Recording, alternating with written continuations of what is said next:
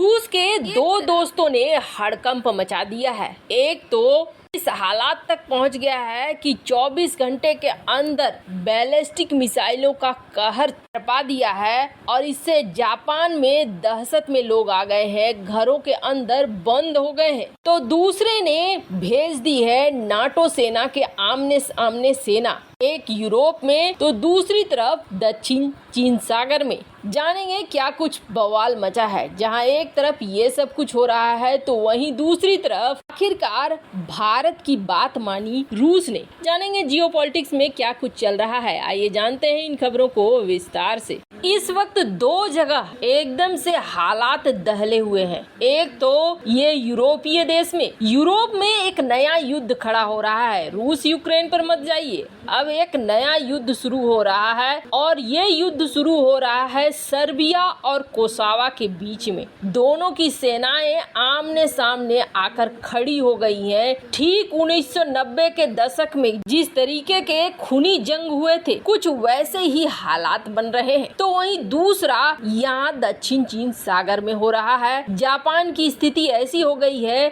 कि जापान में लोग दहशत में हैं, घरों में बंद हो रहे हैं, हाई अलर्ट पर चला गया है जापान। पहले तो बात करें यूरोप के इस नए युद्ध की, तो सबसे बड़ी बात यह है कि सर्बिया ने कोसोवो की सीमा पर अपनी सेना भेज दी है बड़ी संख्या में, जिसकी वजह से नाटो पूरी तरीके से टेंशन में आ गया है, किधर किधर मामला को संभाले। एक तो रूस यूक्रेन की लड़ाई में रूस को टारगेट करने के लिए यूक्रेन को हथियार पर हथियार दिए जा रहा है, लेकिन यहाँ तो दूसरा खेल शुरू हो गया। अब आपको बता दें, कोसोवो और सर्बिया के बीच काफी पहले से खूनी रिश्ता ही रहा है। दोनों एक दूसरे को बिल्कुल भी पसंद नहीं करते हैं। 1990 में एक खूनी जंग हुआ, जिसके बाद 2008 में कोसोवो ने अपनी आजादी का ऐलान कर दिया, कट कर अलग हो गया। और उधर सर्बिया की सरकार ये कहती है कि कोसोवो को हम अलग देश नहीं मानते हैं। और अभी तक आपको बता दें, भारत ने भी कोसोवो को मान्यता नहीं दी है। और सर्बिया ने रूस और चीन के साथ हाथ मिला लिया। चीन ने पिछले दिनों सर्बिया को अपना एक घातक एयर डिफेंस सिस्टम भी दिया था। और कोसोवो,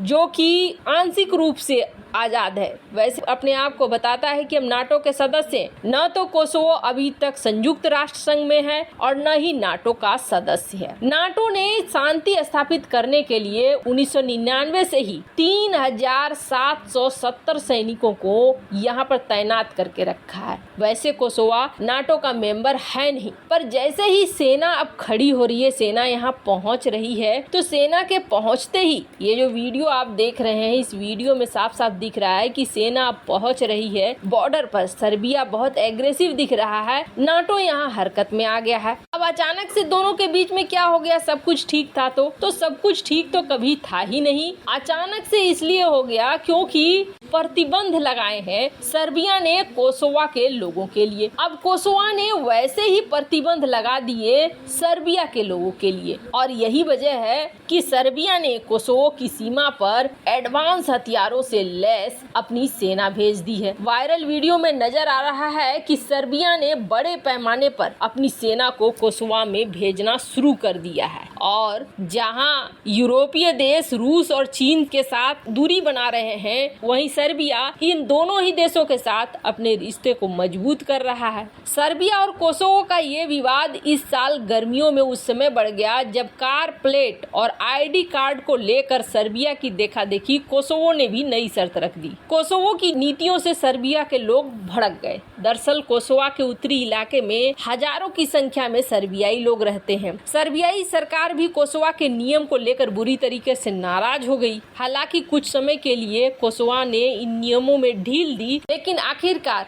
अब लड़ाई की नौबत पर पहुंच ही गया ये देश। वैसे कहा जा रहा है कि ये सब कुछ रूस की कूटनीति है और यहाँ पर यूरोप में एक और जंग भड़क रहा है। जहाँ एक तरफ ये सब कुछ हो रहा है ना, तो संयोग तो इसे आप नहीं ही कहिएगा। एक तरफ यूरोप में ये चीज हो रहा है तो वहीं दूसरी तरफ जापान में दहशत फैल रहा है, और ये दहशत कोई और नहीं फैला रहा है बल्कि उत्तर कोरिया फैला रहा है। उत्तर कोरिया ने ये हालात बना दिए हैं कि दक्षिण कोरिया को पहले अलर्ट जारी जारी करना पड़ा क्योंकि बैलिस्टिक मिसाइल दक्षिण कोरिया के तट पर गिरी, तो वहीं अब जापान में भी स्थिति ऐसी ही हो गई है, क्योंकि आज ही उत्तर कोरिया ने एक बैलिस्टिक मिसाइल दागी और ये बैलिस्टिक मिसाइल जापान के ऊपर से गुजरी, मध्य और उत्तरी जापान में दहशत पैदा कर दी। मिसाइल की वजह से लोगों को घरों में शरण लेनी पड़ी। वैसे बुधवार को उत्तर कोरिया ने 23 मिसाइलें दागी थी, जिनमें से एक पहली बार दक्षिण कोरिया के तट पर गिरी थी। सरकार की तरफ से अब ये कहा गया है अलर्ट जारी करके कि मध्य जापान के लोग घरों के अंदर ही रहें। साथ ही जापान के प्रधानमंत्री ऑफिस की तरफ से भी अलर्ट जारी किया गया है। स्क्रीन पर आप देख सकते हैं किस तरीके से जापान के सरकार के द्वारा अलर्ट जारी किया जा रहा है और ये कहीं न कहीं सही तो बिल्कुल भी नहीं है। लग रहा है जैसे उत्तर कोरिया यहाँ पर युद्ध छेड़ने के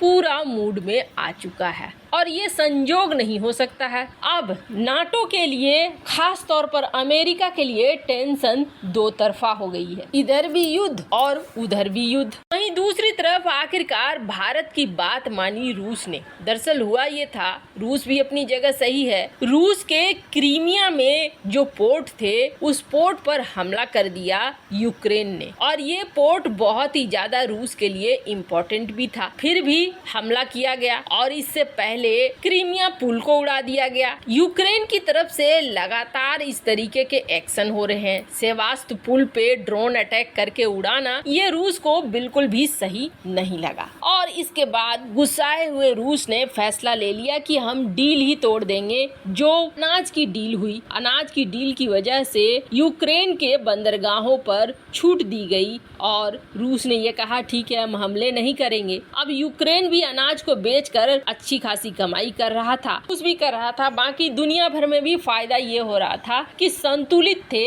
हम महंगाई बहुत ज्यादा नहीं बढ़ रही थी। लेकिन गुस्साए हुए रूस ने ये कह दिया कि अब ये डील हम तोड़ रहे हैं, इस डील के अंतर्गत अब कोई काम नहीं होगा, जिससे एक हड़कंप सा मच गया और इस हड़कंप का असर ये हुआ कि यूएनएससी में इसको लेकर बहस भी होने लगी। भारत ने भी इस बहस के दौरान रूस के खिलाफ तो नहीं, लेकिन एक समझाने के तौर पर बात कही कि इस तरीके के निर्णय से दुनिया भर में भूखमरी छा जाएगी और ये निर्णय बिल्कुल भी सही नहीं है दुनिया को देखते हुए। और दुनिया के और भी कई देशों ने ये कहा कि रूस जो ये अब फैसला ले रहा है, ये फैसला बिल्कुल भी सही नहीं है। इस भारत ने यूएनएससी में इस मामले पर बात कही तो वहीं दूसरी तरफ रूस की तरफ से भी फैसला आया और रूस ने कथित तौर पर अब ये ऐलान कर दिया है कि वो उस डील को नहीं तोड़ेगा और उस डील को कंटिन्यू करेगा ताकि दुनिया भर के देशों को खाने पीने की चीजों में किसी तरह की कोई कमी न हो। वैसे आपको क्या लगता है, भारत ने सही किया या नहीं?